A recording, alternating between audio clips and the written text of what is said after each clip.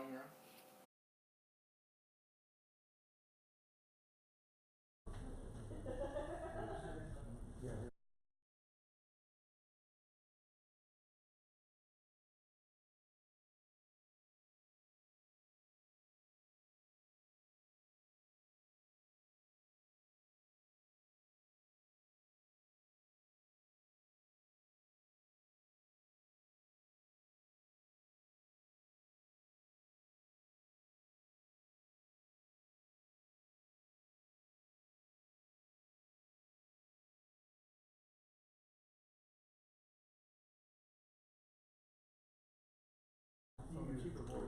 Okay, we're going to begin our lecture tonight. Tonight we have a few topics. One is an old game of Bobby Fischer's against one of our longtime trustees of the Mechanics Institute, Robert E. Berger. And we're also going, since that's the same opening, then we'll talk about one of our Tuesday night marathon games, Jerry Simpkins against Don Chambers, and a game from the inaugural Carnes Cup in St. Louis, the 10-player women's tournament, 10 of the best players in the world that's happening now. And then maybe we'll have time for something else, a little more of our games from the Tuesday night marathon. But we'll start with the game. Bobby Fischer came to the Mechanics Institute in 1964. And this game was a simultaneous exhibition, but Fischer won, I believe, every game but one. And in fact, he did a tour that year, 64, 65, became quite famous during those years. And so here he had the white side, and he started with his usual pawn to e4. And Robert Berger did e5. So instead of the Ruy Lopez, which Fischer played a lot, he was experimenting those days with the Gioco piano bishop to c4. And Berger came out with the two knights defense, which is more aggressive. You know, your bishop c5, you get sort of a balanced Gioco piano. And Bobby, of course, he always played knight to g5, the aggressive move, hitting f7 right away. So this is something he had success against Arthur Bisgard in two knights. He took the pawn that he won and then just gradually won the game. So Berger comes out with d5, which you have to do. Pawn takes d5. And the most usual move in this position is knight to a5. Your classical two knights hitting the bishop, and usually bishop checks, pawn to c6 is the very main line. But Berger played knight to d4, a variation I like a lot. And I show this to a lot of kids. And the question, of course, is what happens if white just pushes the pawn and the bishop and knight are on this f7 pawn? It looks quite bad. But then you show them the trick. The queen takes on d6. The knight goes ahead, forks those the queen and rook anyway. Queen comes to c6, and they suddenly realize, well, there's a bit of a problem, but most people go ahead, take the material anyway. And you don't even bother taking the bishop. You zoom down, get the pawn, trying to get the rook on h1. There's only one square that the rook can come where it's defended, but that leads to huge problems after check. Since there's only two pieces that can interpose, the queen or the bishop, they put the bishop on e2, then you have this very quick mate. Okay, this is something people just learning the opening, they might fall into. But one of the reasons I like this knight d4 variation, gives black a lot of possibilities. Now, of course, Bobby Fischer would never fall for that. That's,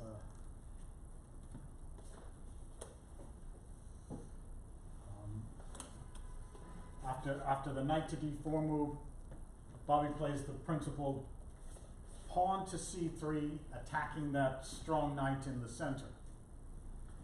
If the knight had to move, well, actually black would just be on the run. But there's a very nice move here. You hit back at the bishop on c4. So you just never retreat from the black side. You just sacrifice a pawn, coming forward, move things out. Now the usual move is to move the bishop back, again, figuring that the knight will retreat and the bishop can just take the pawn check. But Berger, he didn't retreat, plays the theoretical move, knight takes d5, so that this knight is hanging, but the knight on g5 is also attacked. And knight e4 is one of the theoretical moves. Bobby plays something, the second most popular line for white. He just takes the knight on d4. And Berger came out, took the knight on g5. This allows bishop takes b5 check. And well, probably definitely the best move in this position. You have to move your king, your pawn down, but you're playing for the attack. So you keep pieces on the board, just move the king away. Now you're attacking the pawn on g2. So Bobby defended it with queen to f3, which also attacks the knight on f6, sorry, knight on d5. And now bishop b7 guards that, and you can see that bishop's on a very active diagonal. So Bobby castles.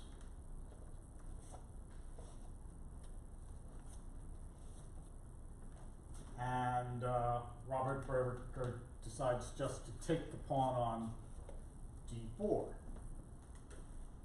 So right now pawns are even. Black is uncastled. That's not so good, but a little better developed probably. Anybody want to suggest a move for the white side? Bishop c4. Bishop c4. That's you could do that. That knight is actually defended twice though by the bishop and the queen. Queen takes f7. Queen takes f7. You, sir, play like Bobby Fischer. Really? d3. Okay, d3 is, in fact, a better move. And the game is about equal after that move. But Bobby took the pawn on f7 because you're threatening queen to e8 mate, queen to d7 mate.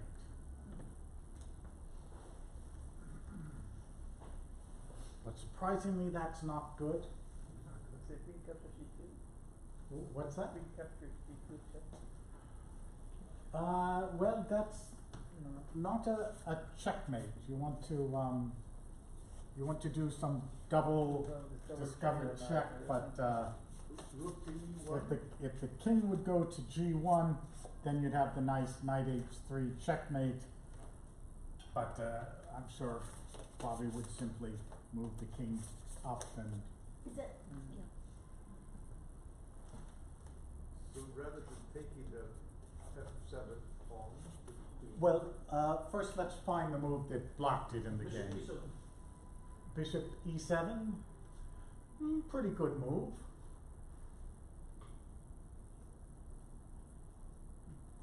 Knight e7. Knight e7. Actually, knight e7 does allow the queen Yeah, mint. okay.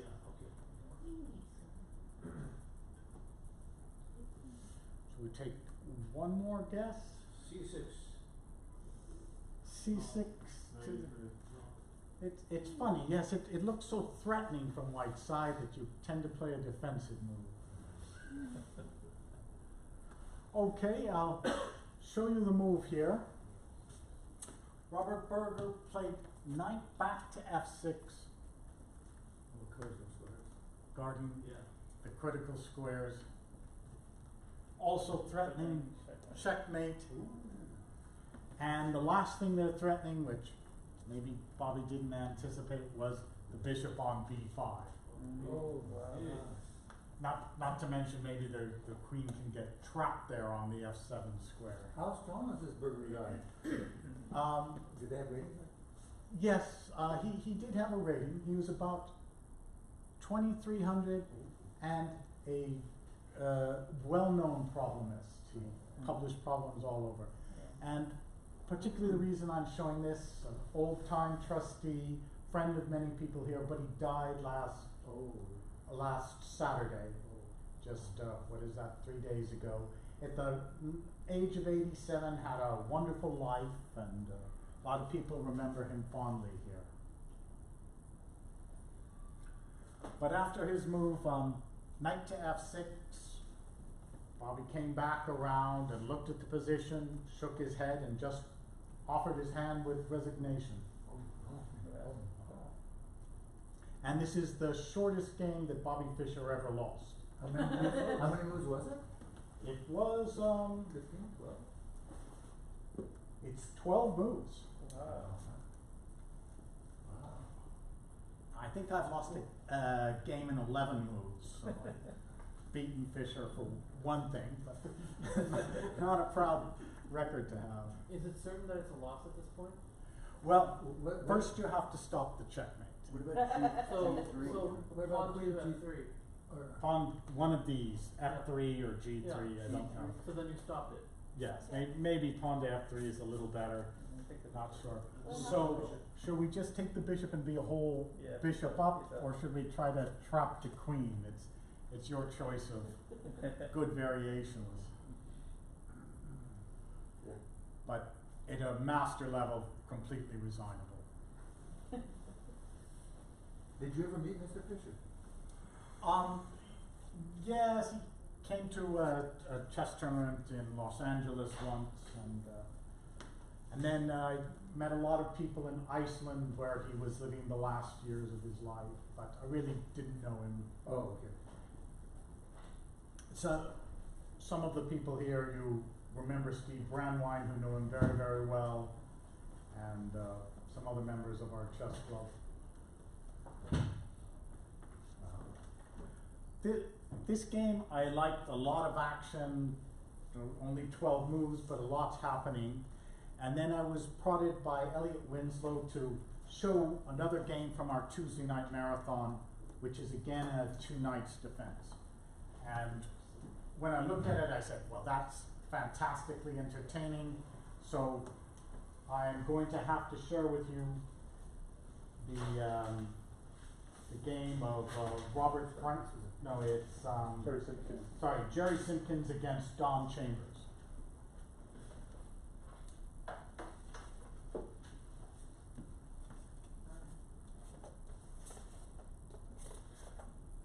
So tonight's opening is the 2 knights defense.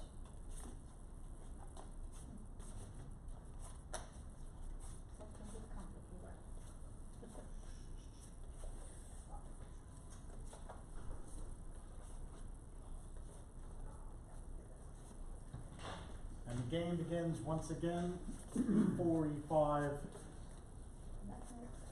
knight f3, knight c6, bishop c4, knight f6.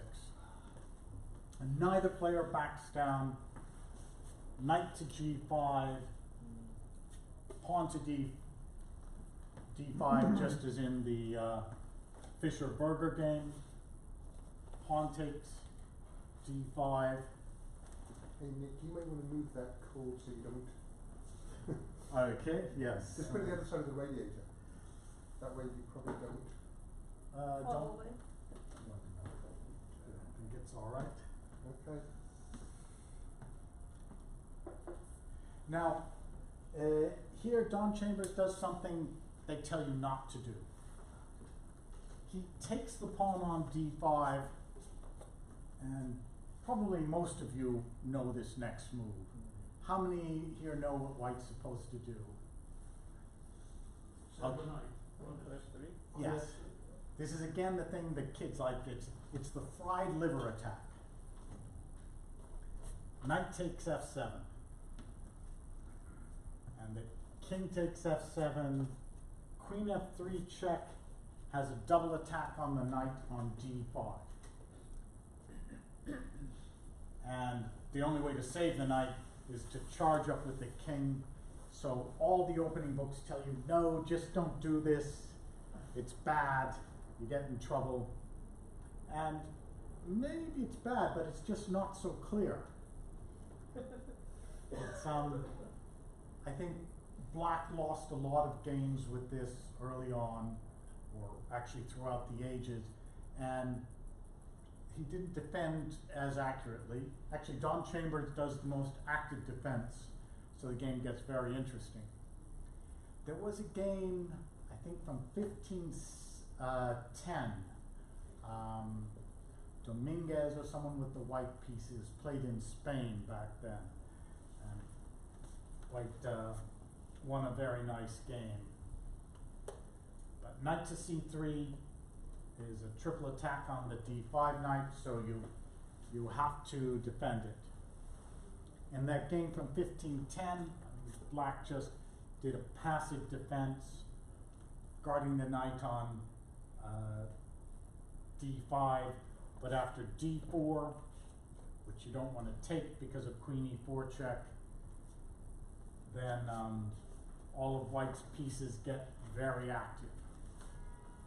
It's actually a very classic game, and amazing to think it's from the 1500s.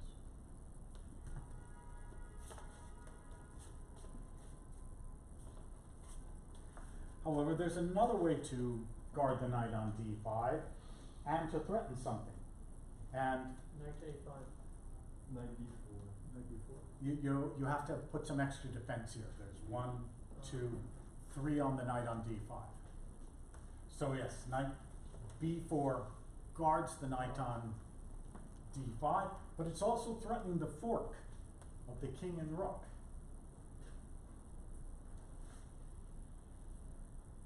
And there's been games in this position also. I would probably castle just to get my king safe. But Jerry, well, again, nobody's backing down today. And he says, you want my pawn? Go ahead. Just attacks that knight and says, you know, go check me, fork my king and rook, see if I care.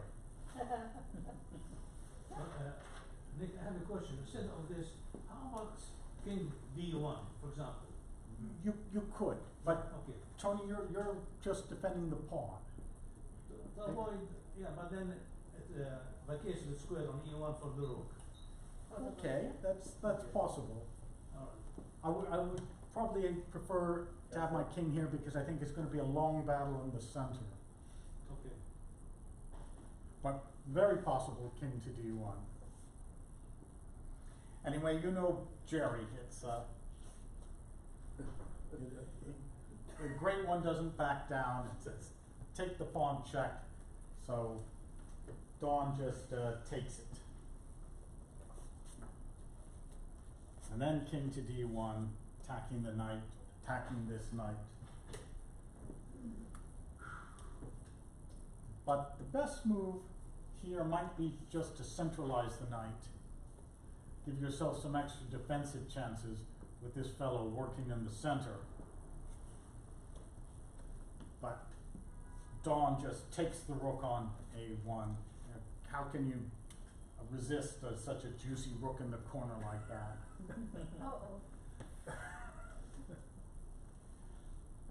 Okay, but now the attack begins. And Jerry goes knight takes d5, a good move, setting up discovered checks. Okay, he's got the queen, bishop and knight working on this king, and it's very dangerous. What exactly do you do? So here Don goes wrong. He really should try to run away as far as possible, but it looks unnatural blocking the bishop, and he did king to d6. So the next move, anyone want to guess? It's your very normal attacking move. D4. Thank you. You need somebody else. You've got these guys, but nobody's working on the black squares. So develop, the pawn becomes an attacker, the bishop comes out, pawn takes stuff as a threat. And, well, Don's in some trouble here. He decides to take it, which may not be best, but it's hard to give really good advice. And Jerry comes out. Check with the bishop. And you're going to walk into a discovered check or something, but he goes king to c5. I guess as I'm looking at it now, he has this king's attacking the bishop. You know, everyone in this game, they're just playing as actively as possible and as aggressively as possible. So Jerry does a circumspect move. You know, instead of just taking something, he actually goes back, defends his bishop, keeps control of these squares. Is that the best? No. Yes, I think it is, because you know, you've got control of these white squares, you've got control of this diagonal, you're ready to do pawn checks. What about King D1 or King D2 instead? King D2, I believe that's also good. There's some notes from Elliot Winslow that, okay, and he notes this is also very good. Oh. And they both should win the game. You both have enough attacking ammunition against this king, so he shouldn't survive. And this is supposed to be mate in 9, I think. No, sorry, plus 9 or 10. So yes, getting the rook over would be great. But bishop a2 is really good. And this position has been seen before. I don't think either player knew that they were in theory, but since there's so many games recorded these days, it has been played before. And white should be winning with perfect play. So pawn to c6 was what happened in the other game, but yeah, this should lead to a completely winning position. Don played what is a theoretical novelty, bishop to e6. Okay, developing a piece. That's in principle as good as the other move. And so b4 check, king to b5, knight takes, c7 check. And that attack is just raging. Multiple choice.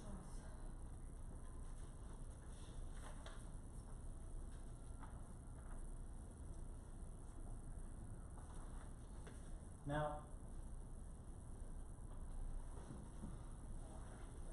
at this point, he gives up the queen. So I'll trust Elliot's notes that there's nothing that black can really do here.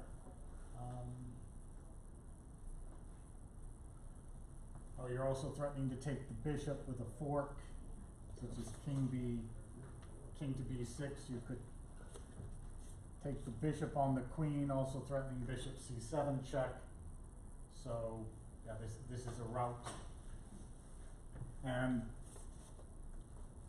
Don chooses perhaps the best practical chance and sacrifices the queen.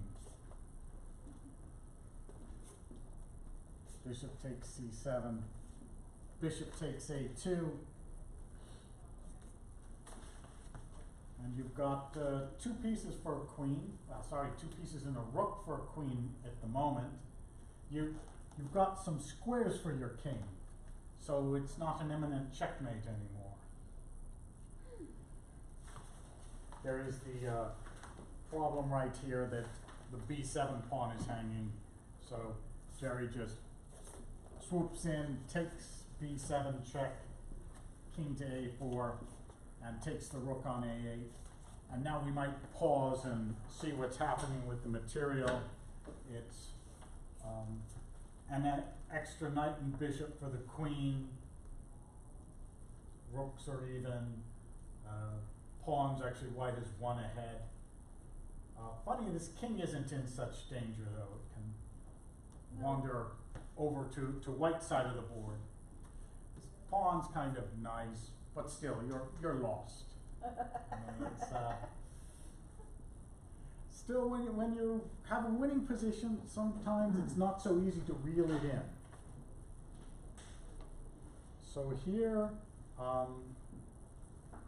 queen takes a bishop checks. Okay, at least the black gets to have a little fun here. King to c1, and king takes a3. You have to admire how Don has played so aggressively with his king. Come in, taking a lot of stuff here. Almost ready to queen.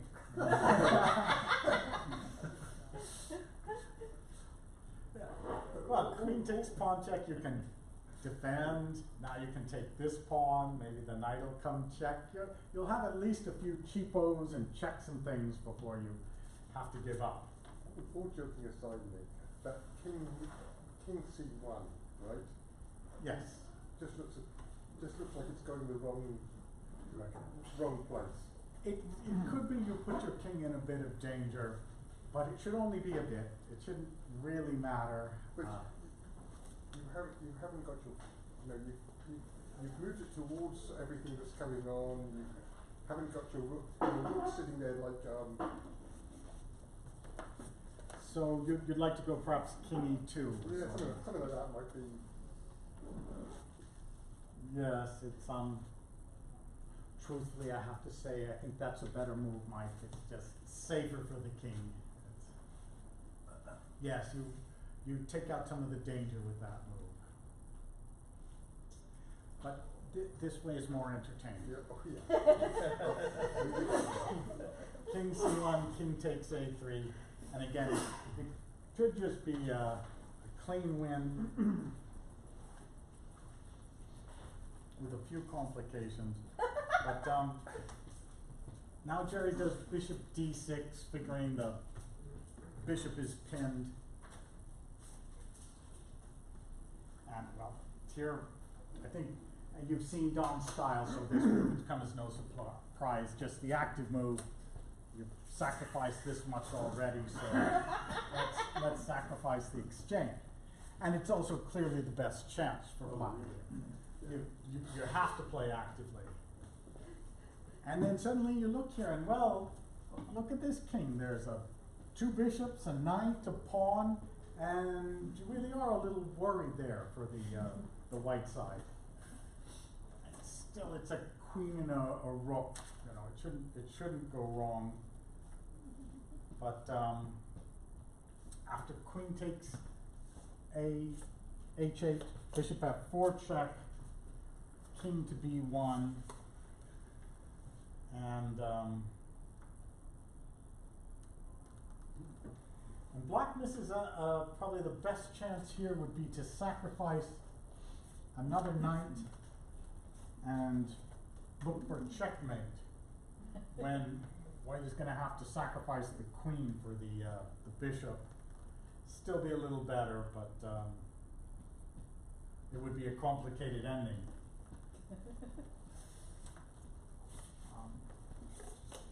Maybe he didn't want an ending, brings the knight to c2, and queen f8 on the bishop, looking for a discovered check.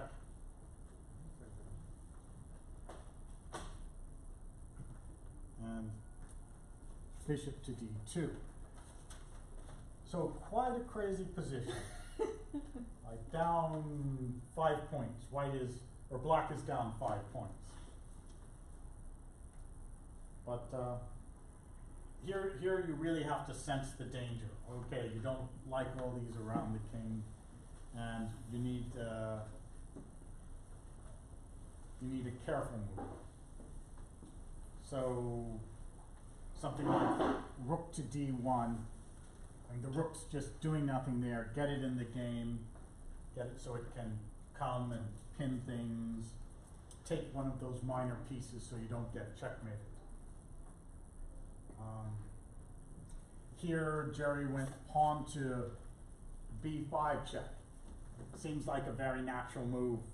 Why not get the queen in the game? Unfortunately, this now allows knight to b4, stopping the check, and black is threatening these checkmates. So suddenly with that move, White's king is in serious trouble.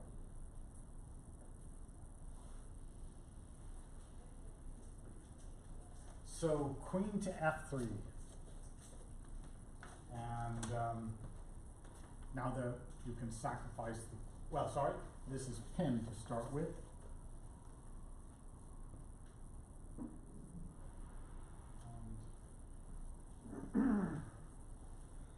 So Okay, pawn d3. pawn d3 would be the move, and there black would win the game. Probably have to sacrifice the queen to stop the mate. But we're not quite done because Don just played bishop c3. You didn't play d3? He didn't play d3. He thought this one looks so powerful. And here they're on move 26. So after such a battle, maybe they're in a bit of time pressure or a bit fatigued. And that was something like rook to d1 or queen to b7. White could make a draw. But he, What about C1? This Rook- bishop rook- a2. Rook C1 doesn't want sacrifice or? yeah, that would allow me. Oh, sorry. Bishop a2. Yeah. All right. Pretty. Yeah, rook d1. Okay, and yeah, you could go rook takes d3 or queen takes d3. Yeah, that's Jerry's problem was never using this rook in the game. And here, I guess feeling under pressure, he decided pawn to b6, another very active move. You know, maybe so you have checks or something, or the pawn's about to queen. But okay, that's one move too many. And Dom now finds pawn to d3. So here black is just winning. 4 pieces attacking the king. Queen takes d3 is probably the best move, but it should be losing anyway. So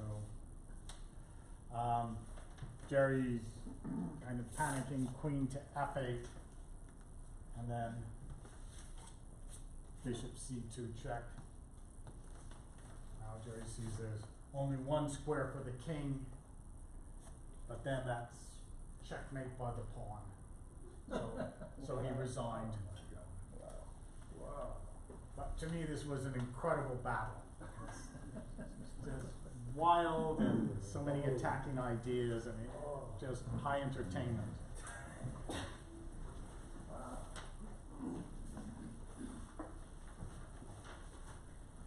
So moving away for a moment from our Tuesday night marathon, the biggest tournament going on in the world now is this Carnes Cup. It's in St. Louis. 10 of the top women players in the world, and 2 Americans, Arena Krush, Anna Zatomsky. Today there was a game between the tournament leader, Alexandra Kostyanyuk, and Arena Krush. Arena was half a point behind. She had the white pieces, got some opening advantage, but only managed to draw the game. And that was actually the first draw that Kostyanyuk has gotten against her in 5 games. She had lost the other 4. But Kostyanyuk's in the lead. There was a very entertaining game from the second round of the tournament where Kostyanyuk had the black pieces against this very nice German player, Elizabeth Potts.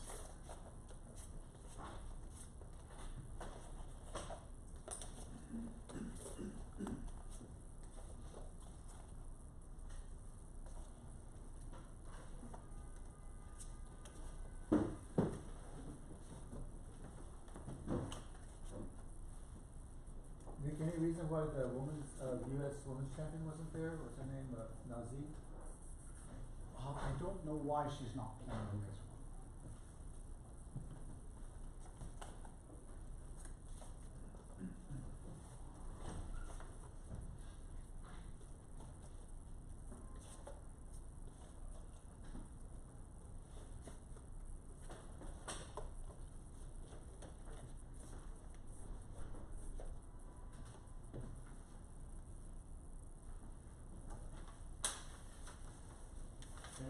So Elizabeth Potts with the white pieces, and she plays d4, Kostyanyuk.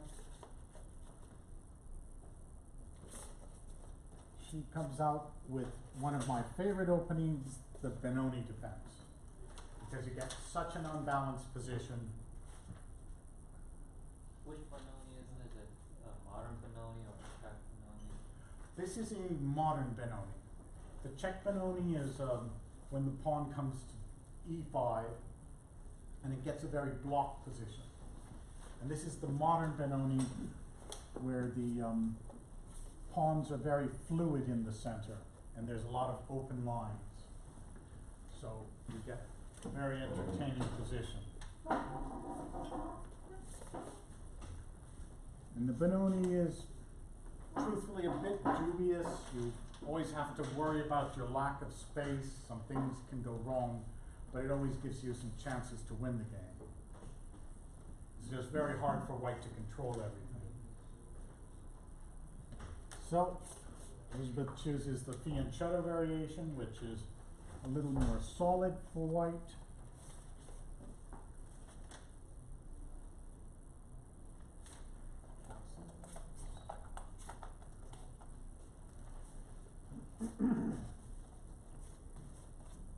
Rook e8, bishop f4.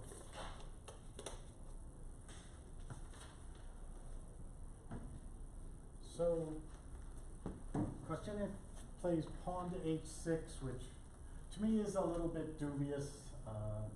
You should combine play on the queen side and not necessarily move these kingside pawns so early. But the Benoni, you're never quite satisfied with the move that you get or the positions that you get, and you just have to play, do something active. Rook to e1, pawn to g5, so okay, you're pushing that bishop away, you're weakening your king side a bit. Why not playing knight h5 instead, if you want to keep away the bishop? You could kick the bishop away, it would retreat. Your knight's not on a particularly good square, Yeah. So maybe your best move would be to move the knight back, but then the bishop Yeah, is at least on a better square on d2 than c1. The pawn to G5, I might prefer your knight to H5 to this move. I don't like, Even before H6, no need for H6. that's true. But there must be a reason she probably prepped the move. I don't know. I'm not sure she prepped this. It doesn't look like prep to me because the computer doesn't give great evaluations for the black side, and I'm experienced in the Benoni. I'm suspicious of playing like this, loosening up these squares. So I think she just wanted to play actively and thought of this plan over the board.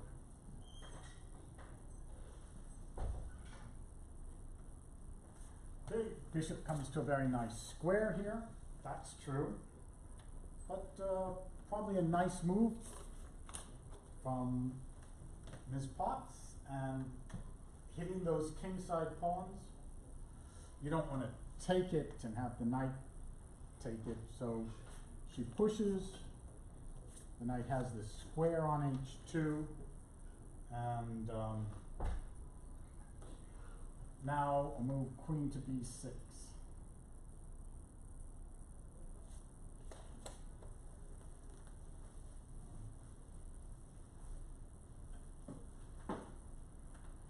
So she plays E4, hitting the bishop on F5.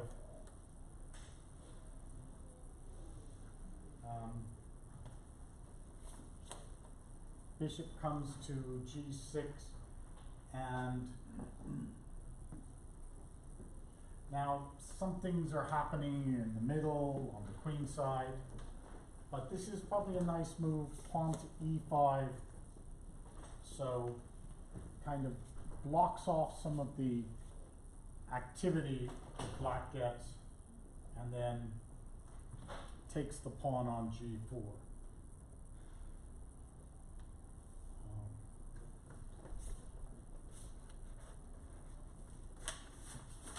And knight takes G4, queen takes G4. So you see that black's king side is a bit weakened. What's good is she's got two bishops here, they help out. But white has a nice fianchetto bishop, a safe king, and this pass pawn. So some promising things for the white side. Now Kostyuk at least has exactly the right attitude in such a position. You can't just play normal moves if you have a position like that. You have to play very actively, so she charges ahead. And it would have been good to put the queen on C4, some discovered checks. Potts went back to E2, probably the second best square. And finally, Kostyuk develops the knight. So black is a little loose, but some potential with these pieces and pawns on the king side. Pawn H5, bishop H7, pawn to G4, tries to break up that duo. It's pretty reasonable. Pawn to E4 makes a lot of sense. Opening up these squares so your pieces can become active. Pawn takes F5, bishop takes F5,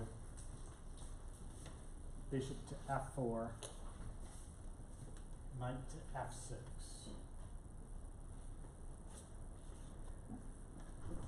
And, okay, an active move, pawn to D6. It's this position I quite liked. I wanted to show you. Kostyuk plays a good move. She at least has a good feel for this position. King to H7. And here I'll ask for a suggestion for the white side. What would you do?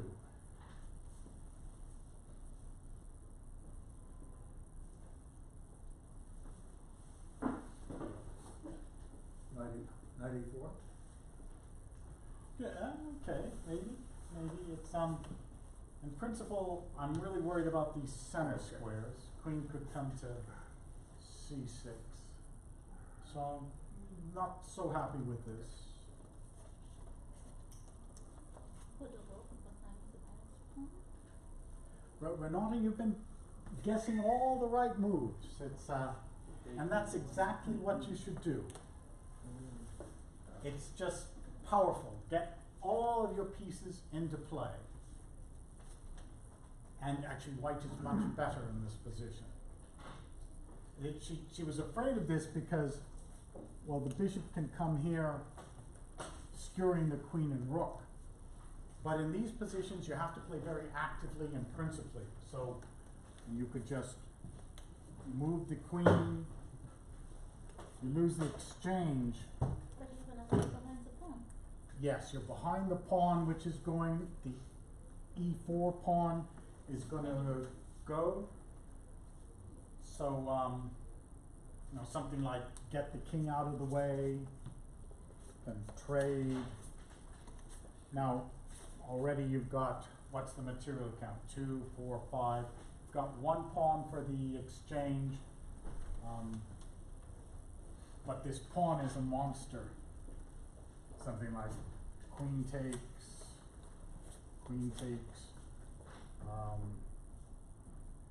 bishop takes, you take this pawn, and then, well, it's just big trouble. If the rook moves, then that pawn comes. You let him have the bishop or pawn, right? Well, yeah, I know. That's what I'm yes. saying. Take my bishop. I'll give you queen. yeah, it's just so extremely active for white. White, this position, white would be winning. You know, rook checks, bishop back. So this is what you have to do in these kind of positions. You can't just let things sit. There's action happening, and you have to embrace the complications.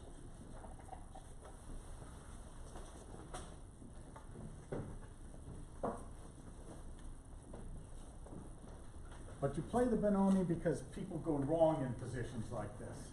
It's just very hard to give up material and evaluate whether it's worth it or not. So here Elizabeth was afraid of bishop to g4 and moved the queen to d2, and the initiative starts to turn here. The king was on h7, I believe. Ah, thank you. Very good. So actually we're not attacking that pawn. Thanks. So queen c6. I'm sorry, there was a pawn on b7. And now rook to d1, but rook to d8. Black has also got everybody in play. The pawn can't advance very easily. And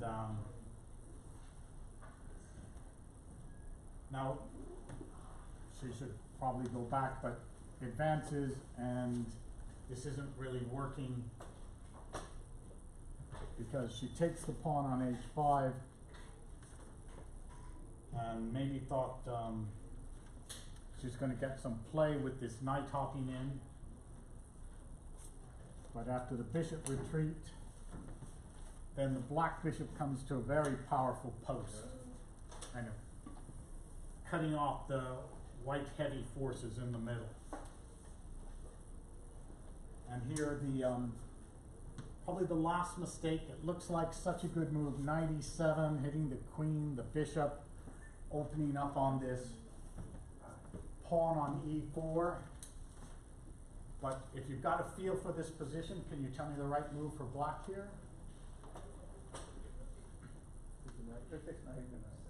Yes. Play active. Get rid of their active people and keep your own. So she sacrificed the exchange. Now she's still got this strong pawn, this strong bishop. And the rook came to the G file, and it's a dream Benoni position.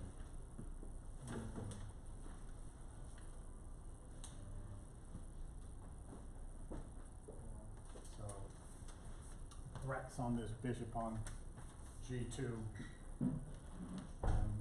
This position just doesn't work for white.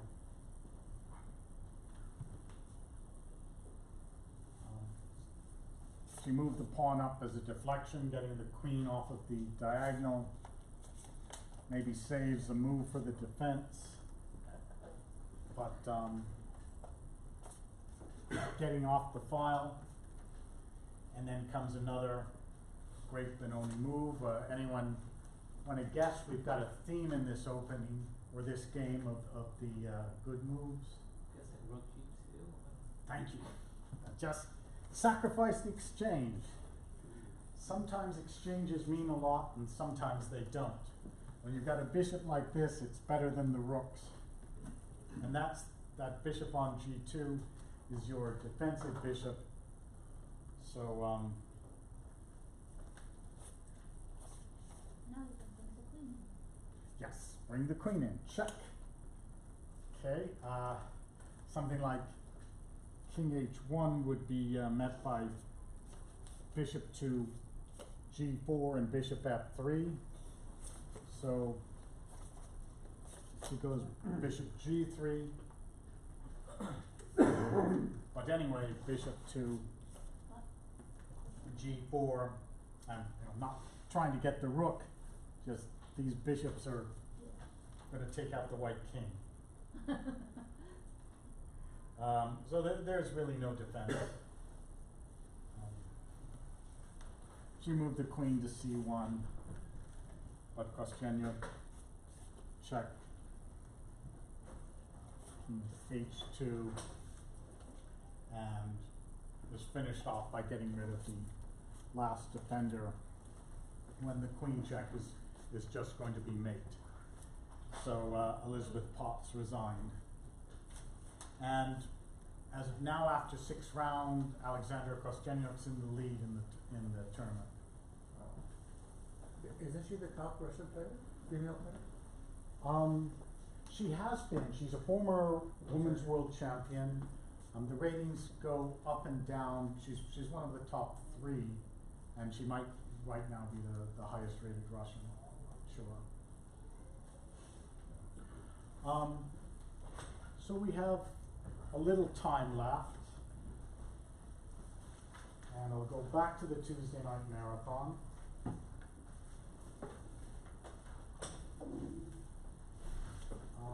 Is Charles James here tonight? Maybe instead I'll show this endgame.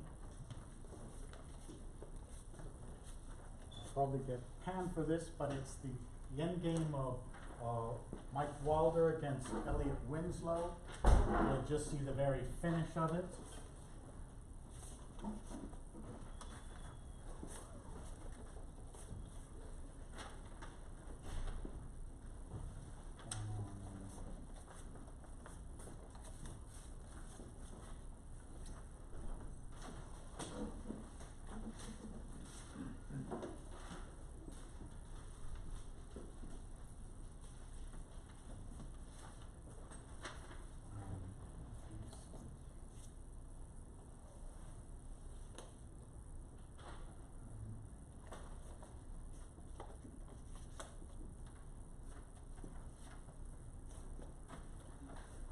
Which these games you all know you can now see live on Chessbomb.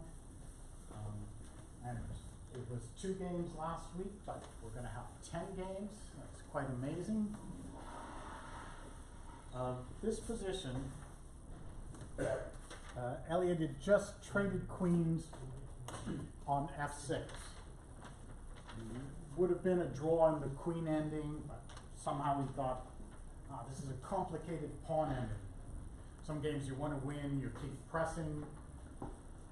So any comments about this? White to move, what you, pawns on both sides of the board? Black advanced the pawn. That pawn looks pretty close, doesn't it? Yeah, Yeah. Dangerous. It's Isolated, yeah. it's actually white's move. Okay. Yeah, it is isolated. But you've got this pawn, you've got a potential pawn there. C4. You got a king majority on the queen side, but you have to worry about the passed pawn and the 2 the two other pawns, so I guess your king should probably stay in the middle and try to get a passer on the side. Okay, yes. One key thing is, as dangerous as this is, the white king is close enough. Yeah. Okay, so it's actually this pawn that would be the one the white king couldn't stop. But comes the question, well, how can they stop your pawn on this side? And Yeah, right. now after b4, probably Elliot decided, oh no, this one's really fast. You know, we're going to try that one, but you know, we don't even have to count. White's just a lot faster to make a queen here than black on that side. So that means the black king has to stop the pawn. He went king to e5, pawn takes, and king to d5, so it's in the square to stop that pawn. And I'll move for the white side. About h4? No. Oh, C4 to 6. You're not allowed to comment. I'm not going to comment. I can tell you how I felt. Okay, go ahead. Tell us how you felt. Well, I was kicking myself because I earlier because I allowed him back in, but at this point it was like, yeah, this is good. Okay.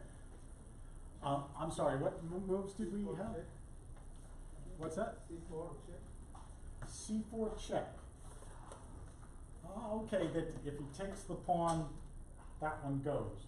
You know, this could be a problem. That we take it. Push. Can we then queen our pawn? Maybe we're still a little too slow.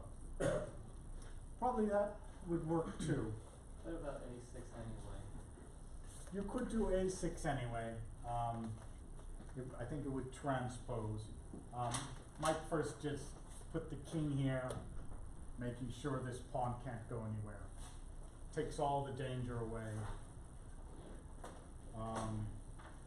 King to c5, and then you move pawn to a6.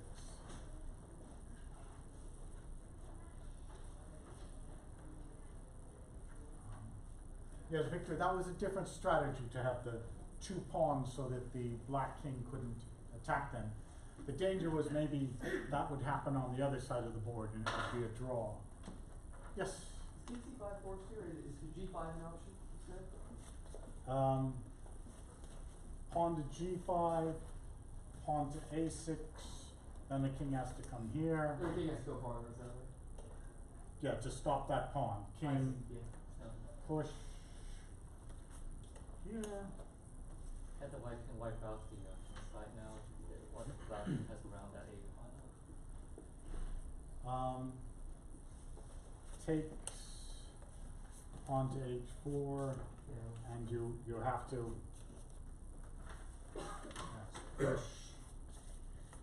Pawn takes. If the pawn pushes, the king comes back, so you would take, and maybe even a better defense than Elliot chose. You run over here, but king takes, king here, king to d4, and you win by getting the opposition. But this was close. This was maybe better than the defense Elliot chose.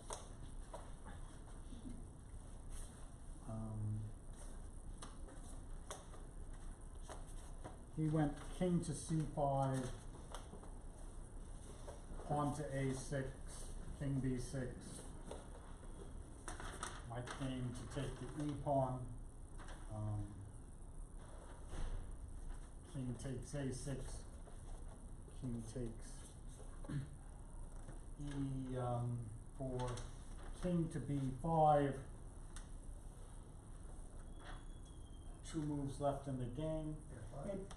Maybe it doesn't really matter what white does here, but this is a very clean move he plays. h4. h4, picks those pawns. I was wondering if you could have played h4 before taking the e pawn, would that make a difference? Maybe it would transpose. Actually, you have to be careful, because if I play h4 too early, he plays g5 sacking the pawn, then he has two pass pawns, the h and the e pawn, and it's hard to stop them both from too far away. That was, so your question was h4 in, I think it's this position, and then what happens on g5. Okay. Well, I actually, I It's think, probably still, but it's messy, I mean, it's, you know, It's more messy. actually, I think you can take on e4 and Yeah, run go down back to get and the on. h pawn. it just felt clean the other way. Okay. So that works too. But here he played pawn to h4, king to c4, king to f4. Black will win this pawn, but white wins that pawn and wins the h pawn. And so that's how you beat a 2300 and gets the lead in the tournament. And the game will tonight be, online around the world. We've had messy games come out, and we'll see what happens. Okay, thank you. Good luck tonight.